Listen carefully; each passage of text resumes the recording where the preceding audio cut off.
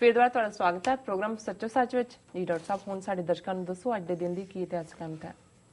ਸਿੱਖ ਇਤਿਹਾਸ ਦੇ ਹਵਾਲੇ ਨਾਲ 1705 ਦੇ ਵਿੱਚ, ਕਿਉਂਕਿ ਇਹ ਡੇਟਾਂ ਹਰ ਥਾਂ ਵੇਰੀ ਕਰਦੀਆਂ ਨੇ, ਸੋ ਅਸੀਂ ਫਿਰ ਵੀ ਪਿਕ ਕਰ ਲੈਂਦੇ ਜੀ।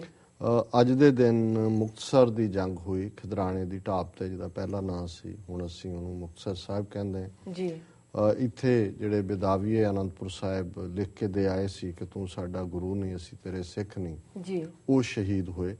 ਹਾਲਾਂਕਿ ਕਿਉਂਕਿ ਇਹ ਡੇਟਾ ਜਾਂ ਮੰਥ ਮਈ ਦਾ ਹੀ ਬਣਦਾ ਹੈ, ਕਿਉਂਕਿ ਜਦੋਂ ਅਸੀਂ ਚਮਕੌਰ ਦੀ ਗੜੀ ਔਰ ਵੱਡੇ ਸਾਹਿਬਜ਼ਾਦੇ ਛੋਟੇ ਸਾਹਿਬਜ਼ਾਦਿਆਂ ਦੀ ਸ਼ਹੀਦੀ ਦੇਖਦੇ ਹਾਂ ਤਾਂ ਦਸੰਬਰ ਦਾ ਮਹੀਨਾ ਹੈ। ਸੋ ਇੱਕਦਮ ਬਾਅਦ, ਹਾਲਾਂਕਿ ਮਾਘੀ ਦਾ ਮੇਲਾ ਜਿਹੜਾ ਹੈ ਉਹ 14 ਜਨਵਰੀ ਨੂੰ ਲੱਗਦਾ ਹੈ ਮੁਕਤਸਰ 'ਚ, ਪਰ ਜਿਹੜੀ ਇਹ ਲੜਾਈ ਹੋਈ ਸੀ ਇਹ ਮਈ ਦੇ ਮਹੀਨੇ ਹੋਈ ਜਦੋਂ ਕਿ ਭਰਪੂਰ ਗਰਮੀ ਸੀ ਔਰ ਵਿਚਾਲੇ 6 ਮਹੀਨੇ ਦਾ ਸਮਾਂ ਗੁਰੂ ਸਾਹਿਬ ਨੂੰ ਮਿਲਿਆ ਵੀ, ਜਦੋਂ ਕਿ ਉਹ ਉੱਥੋਂ ਮਾਛੀਵਾੜੇ ਤੋਂ ਫਿਰ ਨਿਕਲ ਕੇ ਜਿਵੇਂ ਉੱਚਦਾ ਪੀਰ ਬਣ ਕੇ ਫਿਰ ਮਾਲਵੇ ਦੇ ਪਿੰਡਾਂ 'ਚੋਂ ਹੁੰਦੇ ਹੋਏ ਜਿਹੜਾ ਉਹ ਖਿਦਰਾਣੇ ਪਹੁੰਚੇ ਸੀ। ਸੋ ਪਰ ਕਿਉਂਕਿ ਜਿਹੜਾ ਮਨਾਈ ਜਾਂਦੀ ਹੈ ਮਾਘੀ ਜਾਂ 40 ਮੁਕਤਿਆਂ ਦਾ ਦਿਨ ਮਨਾਇਆ ਜਾਂਦਾ, ਉਹ 14 ਜਨਵਰੀ ਨੂੰ ਮਨਾਇਆ ਜਾਂਦਾ ਜੀ।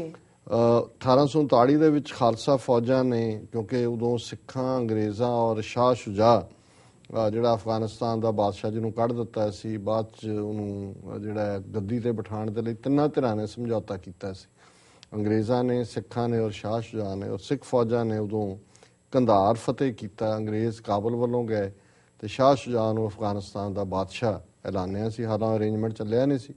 ਬਾਅਦ ਪਠਾਣਾ ਨੇ ਜਿੰਨੀ ਅੰਗਰੇਜ਼ ਫੌਜ ਸੀ, ਕਿਉਂਕਿ ਅੰਗਰੇਜ਼ ਅਫਗਾਨਿਸਤਾਨ 'ਚ ਫੌਜ 16-17 ਹਜ਼ਾਰ ਉਹਨਾਂ ਦੀ ਸੀ, ਸਾਰੇ ਹੀ ਮਾਰਦੇ ਸੀ। ਇੱਕ ਛੱਡਿਆ ਸੀ ਉਹਨਾਂ ਨੇ ਡਾਕਟਰ, ਉਹ ਵੀ ਉਹਨਾਂ ਨੇ ਕਿਹਾ ਤੈਨੂੰ ਇਸ ਲਈ ਛੱਡਿਆ ਵੀ ਤੂੰ ਜਾ ਕੇ ਦੱਸ ਬਾਕੀਆਂ ਦੇ ਨਾਲ ਕੀ ਹੋਇਆ।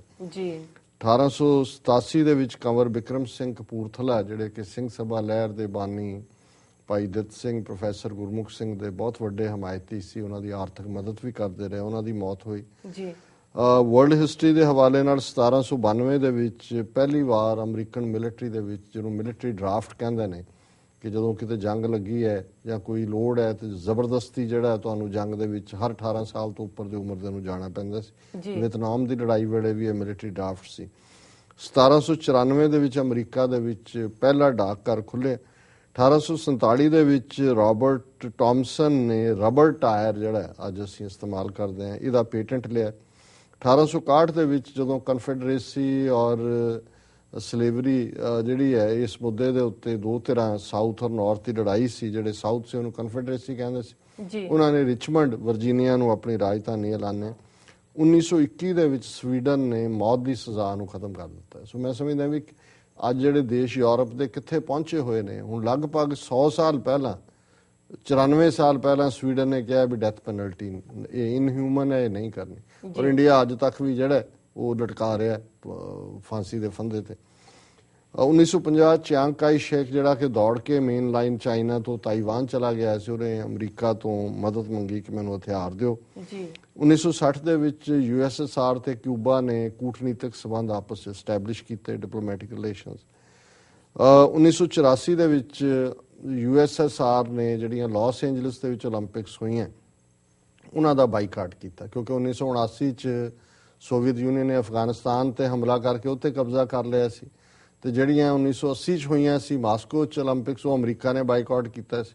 ਸੋ 84 ਦੇ ਵਿੱਚ ਜਿਹੜੀਆਂ ਹੋਈਆਂ ਉਹ ਇਹਨਾਂ ਨੇ ਬਾਈਕਾਟ ਕੀਤਾ। ਔਰ ਉਹਦੇ ਚ ਚੰਗੀ ਗੱਲ ਇਹ ਸੀ ਕਿ ਇੱਕ ਸਿੱਖ ਖਿਡਾਰੀ ਜਿਹੜਾ ਆਇਆ ਸੀ ਓਲੰਪਿਕ ਦੇ ਵਿੱਚ ਪਾਰਟਿਸਿਪੇਟ ਕਰਨ, ਉਹਨੇ ਜਿਹੜਾ ਉਹ ਵਾਪਸ ਨਹੀਂ ਸੀਗਾ। ਉਹਨੇ ਐਲਾਨ ਕੀਤਾ ਸੀ ਵੀ ਜਿਹੜਾ ਹਮਲਾ ਕੀਤਾ ਜੂਨ 84 ਦੇ ਵਿੱਚ, ਉਹਦੇ ਪ੍ਰੋਟੈਸਟ ਦੇ ਵਿੱਚ ਜਿਹੜਾ ਮੈਂ ਵਾਪਸ ਨਹੀਂ ਜਾਣਾ। ਔਰ ਹੁਣ ਵੀ ਉਹ ਬਾਅਦ ਦੇ ਵਿੱਚ ਸਿੱਖ ਯੂਥ ਆਫ ਅਮਰੀਕਾ ਦਾ ਪ੍ਰਧਾਨ ਵੀ ਰਹੇ, ਗੁਰਤੇਜ ਸਿੰਘ ਉਹਨਾਂ ਦਾ ਨਾਂ ਹੈ।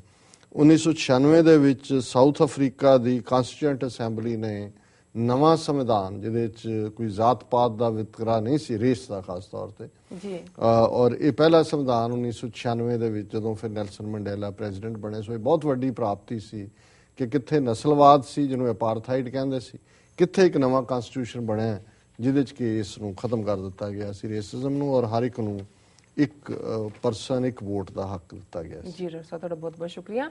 ਸਾਡਾ ਅੱਜ ਦਾ ਸਵਾਲ ਹੈ, ਵਰਲਡ ਹੈਲਥ ਆਰਗੇਨਾਈਜੇਸ਼ਨ ਵੱਲੋਂ ਜਾਰੀ ਇੱਕ ਰਿਪੋਰਟ ਵਿੱਚ ਦਿੱਲੀ ਸ਼ਹਿਰ ਨੂੰ ਦੁਨੀਆ ਦਾ ਸਭ ਤੋਂ ਜ਼ਿਆਦਾ ਪ੍ਰਦੂਸ਼ਿਤ ਸ਼ਹਿਰ ਐਲਾਨਿਆ ਗਿਆ ਹੈ। ਜੀ ਡਾਕਟਰ ਸਾਹਿਬ ਕੀ ਕਹਿਣਾ ਚਾਹੁੰਦੇ ਤੁਸੀਂ ਇਸ ਬਾਰੇ? ਦੇਖੋ, ਜਦੋਂ ਜੇ ਗੱਲਾਂ ਅਸੀਂ ਕਹੀਏ ਫਿਰ ਇਹ ਕਹਿੰਦੇ ਨੇ ਜੀ ਬਾਇਜ਼ਰ ਨੇ, ਖਾਲਿਸਤਾਨੀਆਂ ਨੂੰ ਤਾਂ ਇਹੀ ਕੁਝ ਸੁਝਦਾ ਜੀ। ਨਹੀਂ, ਹੁਣ ਇਹ ਰਿਪੋਰਟ ਜਿਹੜੀ ਹੈ ਵਰਲਡ ਹੈਲਥ ਆਰਗੇਨਾਈਜੇਸ਼ਨ ਨੇ 에ਅਰ ਕੁਆਲਿਟੀ ਇਨ ਮੋਸਟ ਸਿਟੀਜ਼ ਵਰਲਡ ਵਾਈਡ ਉਹਦਾ ਸਰਵੇ ਕੀਤਾ ਜੀ, ਔਰ ਉਹਦੇ ਚ ਉਹਨਾਂ ਦਾ ਇੱਕ ਪ੍ਰੋਪਰ ਇੱਕ ਕ੍ਰਾਈਟੇਰੀਆ ਹੁੰਦਾ ਹੈ ਕਿ ਵੀ ਕਿਵੇਂ ਉਹਨਾਂ ਦੀ ਇੱਕ ਟਰਮ ਹੈ ਜਿਹਨੂੰ ਪਾਰਟੀਕੂਲੇਟ ਮੈਟਰ ਕਹਿੰਦੇ ਨੇ, PM ਲੈਵਲ ਕੀ ਹੈ ਜੀ, ਕਿ ਕਿੱਥੇ 10 ਚਾਹੀਦਾ ਹੈ, ਕਿੱਥੇ ਕਿੰਨੇ, ਔਰ ਜਿਹੜਾ ਭਾਰਤ ਦੇ ਸ਼ਹਿਰਾਂ ਦਾ ਲੈਵਲ ਹੈ ਉਹ 6 ਗੁਣਾ ਜ਼ਿਆਦਾ ਹੈ ਜਿਹੜਾ ਵਰਲਡ ਹੈਲਥ ਆਰਗੇਨਾਈਜੇਸ਼ਨ ਦਾ ਪੈਮਾਨਾ ਹੈ।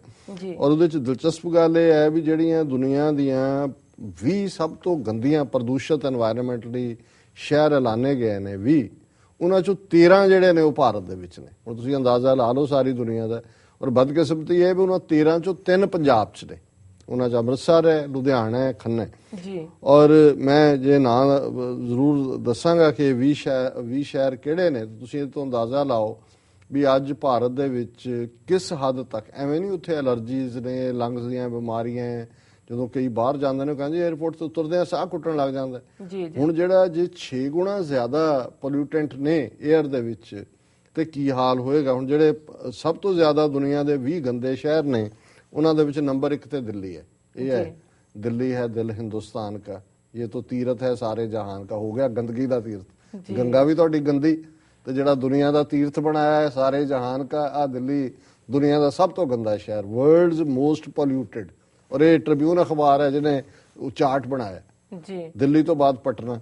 ਹੁਣ ਅਸੀਂ ਜਦੋਂ ਦੇਖਦੇ ਹਾਂ ਵੀ ਕਿੱਧਰ ਨੂੰ ਜਾ ਰਹੀ ਹੈ ਗੱਲ ਜੀ, ਨੰਬਰ 3 ਗਵਾਲੀਅਰ ਮਰਾਠਿਆਂ ਦਾ ਹੈੱਡਕੁਆਰਟਰ, ਨੰਬਰ 4 ਰਾਜਪੁਰ ਜੀ, ਨੰਬਰ 5 ਕਰਾਚੀ ਪਾਕਿਸਤਾਨ ਵੀ ਆ ਗਿਆ ਵਿੱਚ, ਨੰਬਰ 6 ਪਸ਼ਾਵਰ, ਉਹ ਕਿਹੜੇ ਘੱਟ ਨੇ ਸਾਡੇ ਹੀ ਨੇ ਛੋਟੇ ਭਰਾ ਜੀ ਜੀ, ਰਾਵਲਪਿੰਡੀ, ਖੁਰਮਾਬਾਦ, ਅਹਿਮਦਾਬਾਦ, ਲਖਨਊ, ਫਿਰੋਜ਼ਾਬਾਦ, ਦੋਹਾ, ਕਾਨਪੁਰ, ਅੰਮ੍ਰਿਤਸਰ, ਲੁਧਿਆਣਾ, ਇਗਦੀਰ, ਨਾਰੰਗਗੰਜ, ਇਲਾਹਾਬਾਦ, ਆਗਰਾ, ਖੰਨਾ। ਹੋਰ ਤਾਂ ਦੁਨੀਆ 'ਚ ਹੈ ਹੀ ਨਹੀਂ ਕੋਈ ਗੰਦਾ ਸ਼ਹਿਰ ਜੀ। ਆ ਜਿਹੜੇ ਨੇ ਇਹਨਾਂ ਦੇ ਕਿੰਨੇ ਸਨ, 13 ਇੰਡੀਆ 'ਚ ਨੇ, 4-5 ਪਾਕਿਸਤਾਨ ਦੇ ਲੱਗਦੇ ਨੇ, ਬਾਕੀ ਤਾਂ ਹੋ ਗਿਆ ਕੰਮ ਜੀ ਜੀ। ਸੋ ਹੁਣ ਜਿਹੜੀ ਇਹਦੇ 'ਚ ਜਿਹੜਾ ਦਿਲਚਸਪ ਗੱਲ ਇਹ ਹੈ ਕਿ ਹੁਣ ਵਰਲਡ ਹੈਲਥ ਆਰਗੇਨਾਈਜੇਸ਼ਨ ਦੀ ਰਿਪੋਰਟ ਹੈ, ਇੰਡੀਅਨ ਗਵਰਨਮੈਂਟ ਦਾ ਹਾਲ ਦੇਖੋ ਵੀ ਝੂਠਿਆਂ ਦੇ ਸਰਦਾਰ ਹੈ ਬਾਦਸ਼ਾਹ।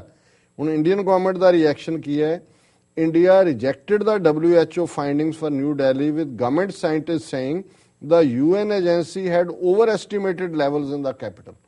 ਉਹ ਭਾਰਤ ਦੇ ਸਾਇੰਸਦਾਨ ਕਹਿ ਰਹੇ ਨਹੀਂ ਇਹ ਜਿਹੜਾ ਵਰਲਡ ਹੈਲਥ ਆਰਗੇਨਾਈਜੇਸ਼ਨ ਵਾਲਿਆਂ ਨੇ ਇਹਨੂੰ ਓਵਰ ਐਸਟੀਮੇਟ ਕੀਤਾ, ਇਹ ਨਹੀਂ ਇੰਨੇ ਗੰਦੇ ਨਹੀਂ ਹੈਗੇ ਸਾਡੇ ਸ਼ਹਿਰ ਜੀ। ਹੁਣ ਇਹ ਸਾਇੰਟਿਸਟ ਨੇ, ਇੱਕ ਤਾਂ ਝੂਠੇ ਨੇ, ਗੰਦੇ ਨੇ, ਤੇ ਇਹਨਾਂ ਦੇ ਸਾਇੰਸਦਾਨ ਵੀ ਝੂਠੇ, ਔਰ ਇਸੇ ਲਈ ਸਭ ਜਾਲੀ ਉੱਥੇ ਜੋ ਕੰਮ ਕਰਦੇ ਨੇ, PhDs ਹੁੰਦੀਆਂ ਸਭ ਜਾਲੀ ਜਿਹੜੀਆਂ ਨੇ, ਉਹਨਾਂ 'ਚ ਬਾਹਰਲਿਆਂ ਦੀ ਨਕਲ ਮਾਰੀ ਹੁੰਦੀ ਹੈ।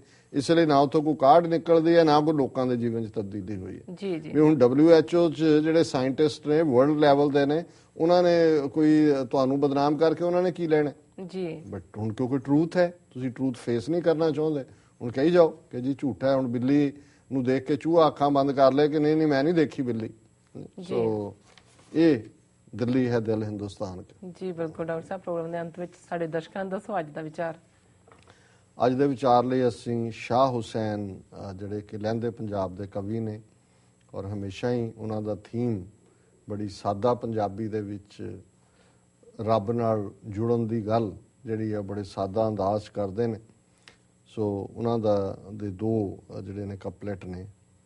ਮੰਦੀ ਹਾਂ ਕਿ ਚੰਗੀ ਹਾਂ, ਪੀ ਸਾਹਿਬ ਤੇਰੀ ਬੰਦੀ ਹਾਂ, ਗਹਿਲਾ ਲੋਕ ਜਾਣੈ ਦੇਵਾਨੀ, ਮੈਂ ਰੰਗ ਸਾਹਿਬ ਦੇ ਰੰਗੀ ਹਾਂ, ਸਾਜਨ ਮੇਰਾ ਅੱਖ ਵਿੱਚ ਵਸਦਾ, ਮੈਂ ਗਲੀਏ ਫਿਰਾਂ ਨਿਸ਼ੰਗੀ ਹਾਂ, ਕਹਿ ਹੁਸੈਨ ਫਕੀਰ ਸਾਈਂ ਦਾ, ਮੈਂ ਵਰ ਚੰਗੇ ਨਾਲ ਮੰਗੀ ਹਾਂ ਜੀ। ਕਿ ਮੈਂ ਇਹ ਨਿਰੰਕਾਰ ਦੇ ਅੱਗੇ ਅਰਜ਼ੋਈ ਹੈ, ਆਪਣਾ ਆਪ ਹੈ ਕਿ ਮੈਂ ਜੋ ਵੀ ਹਾਂ ਮੈਂ ਤੇਰਾ, ਰਾਮ ਮਈਆ ਹੋਂ ਬਾਰਕ ਤੇਰਾ, ਕਾਹੇ ਨ ਖੰਡਸ ਅਵਗੁਣ ਮੇਰਾ।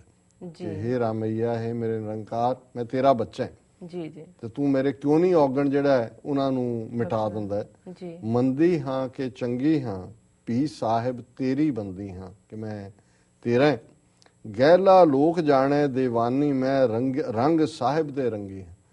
ਜਿਹੜੇ ਆਮ ਲੋਕ ਨੇ ਉਹ ਸਮਝਦੇ ਨੇ ਕਿ ਮੈਂ ਪਾਗਲ ਹਾਂ, ਜੀ ਲੇਕਿਨ ਮੈਂ ਤਾਂ ਪਿਆਰੇ ਦੇ ਰੰਗ ਵਿੱਚ ਰੰਗੀ ਹੋਈ ਹਾਂ। ਹੁਣ ਗੁਰੂ ਨਾਨਕ ਸਾਹਿਬ ਦਾ ਫਰਮਾਨ, ਕੋ ਕਹੇ ਭੂਤਨਾ ਕੋ ਕਹੇ ਬੇਤਾਲਾ, ਕੋਈ ਆਖੇ ਆਦਮੀ ਨਾਨਕ ਬੇਚਾਰਾ, ਭਇਆ دیਵਾਨਾ ਸ਼ਾਹ ਕਾ ਨਾਨਕ ਬੌਰਾਨਾ। ਕੋਈ ਕਹਿੰਦਾ ਭੂਤਨਾ ਹੈ, ਕੋਈ ਕਹਿੰਦਾ ਬੇਤਾਲਾ, ਕੋਈ ਕਹਿੰਦਾ ਰੱਬ ਦਾ ਬੰਦਾ ਜਾਣ ਦਿਓ। ਜੀ ਸੋ ਭਇਆ دیਵਾਨਾ ਸ਼ਾਹ ਕਾ। ਹੁਣ دیਵਾਨਾ ਸ਼ਬਦ ਫਾਰਸੀ ਦਾ ਇਹਦਾ ਮਤਲਬ ਪਾਗਲ ਹੁੰਦਾ ਹੈ, ਜੀ ਕਿ ਜਿਹਨੂੰ ਜਨੂਨ ਚੜਿਆ ਹੈ, ਉਹ ਬਸ ਇੱਕੋ ਹੀ ਗੱਲ ਹੈ, ਕਹਿੰਦਾ ਇਹ ਤਾਂ ਪਾਗਲ ਹੈ।